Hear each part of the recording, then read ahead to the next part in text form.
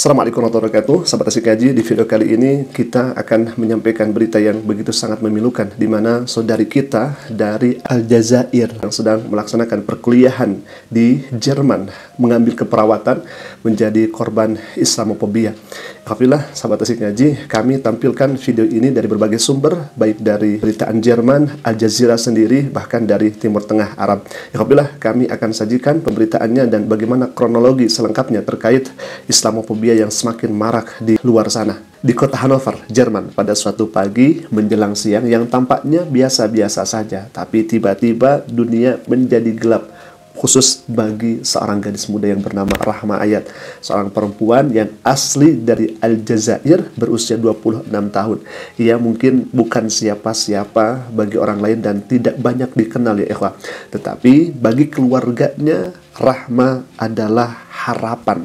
Seorang perempuan muda, kemudian sangat cerdas, tenang, wibawa, dan penuh akan kasih. Ia datang ke Jerman 2 tahun lalu dengan harapan menjadi perawat yang sangat profesional. Seorang perawat yang kemudian beliau menimba ilmu dan magang di rumah sakit Hannover, yang kemudian dengan sabar dan telatennya, semangat, beliau meniti jalan menuju pendidikan keperawatan formal. Hari-harinya beliau sibukkan untuk menimba ilmu di universitas salah satu di Jerman di sana, dan mengambil jurusan keperawatan dan menyibukkan diri untuk membantu orang, di mana beliau magang di salah satu rumah sakit di Hannover. Beliau sendiri jauh dari keluarganya, namun tetap teguh menjaga prinsip keimanannya.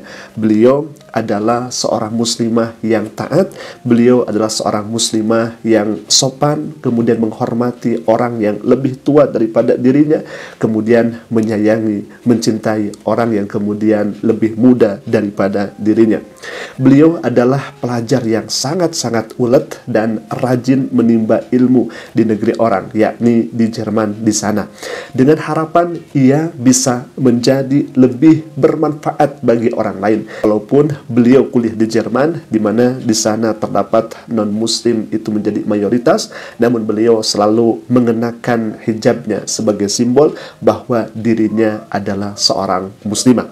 Beliau sangat teguh di dalam keyakinannya dan sangat teguh di dalam keimanannya. 2 tahun sudah Rahma tinggal di Jerman. Ia berjuang di negeri orang, tak hanya untuk bertahan hidup, tapi juga untuk merawat orang lain yang memerlukan bantuannya.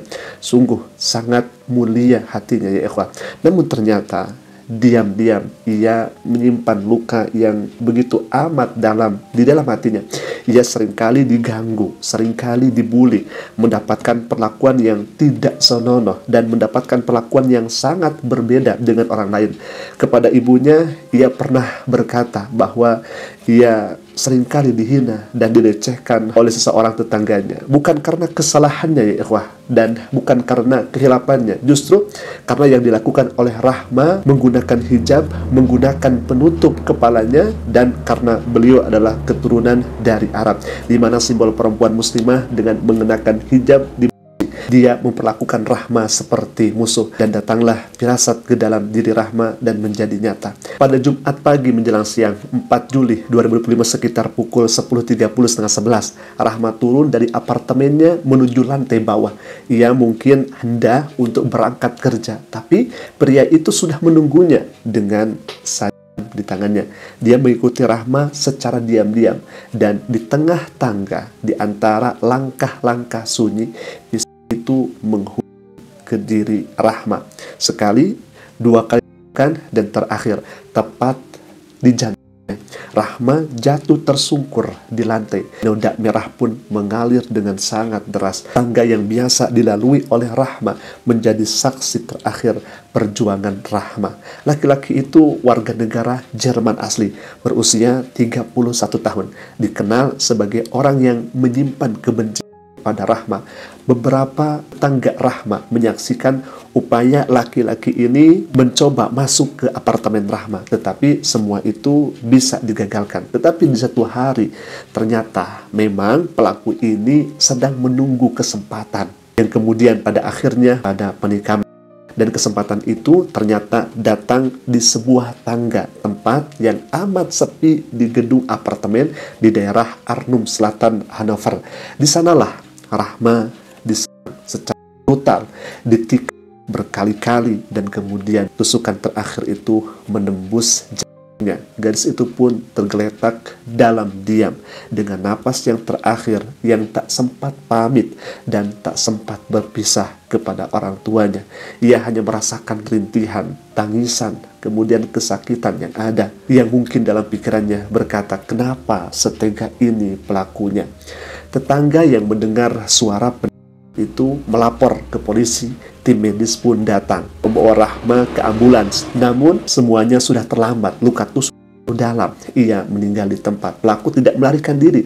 Ia masih berada di lokasi. Bajunya masih berlumuran noda merah. Ia ditangkap saat itu juga oleh polisi Jerman tanpa perlawanan.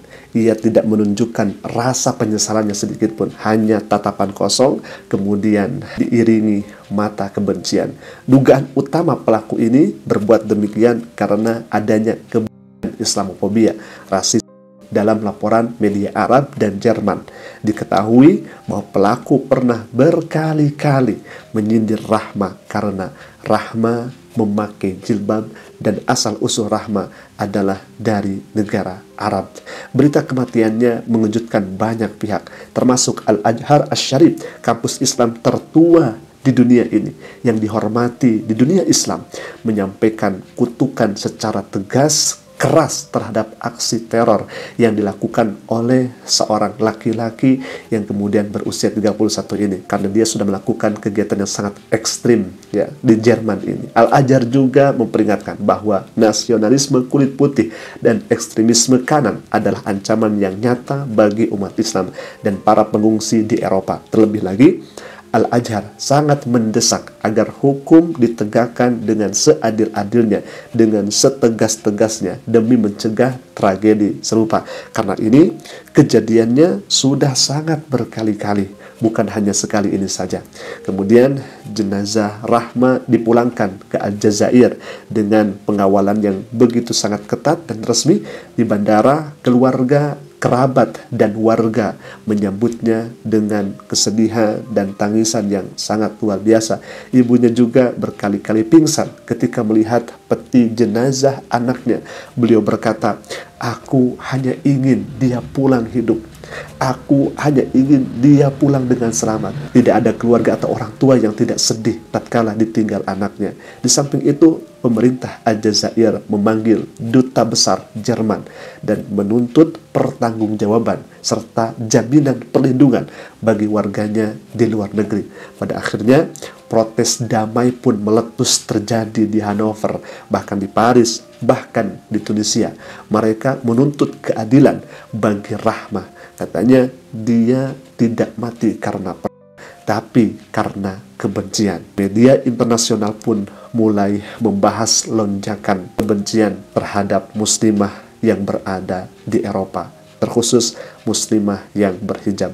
Rahma pun telah tiada ya ikhwah, namun namanya kini menggema sebagai simbol dari ketidakadilan, kebencian, dan perjuangan seorang perempuan berhijab di negeri asing. Di Aljazair dan berbagai belahan Eropa, protes pun kembali menggema, bukan hanya untuk Rahma saja, tapi untuk semua suara yang mungkin dipaksa diam karena penindasan itu sendiri.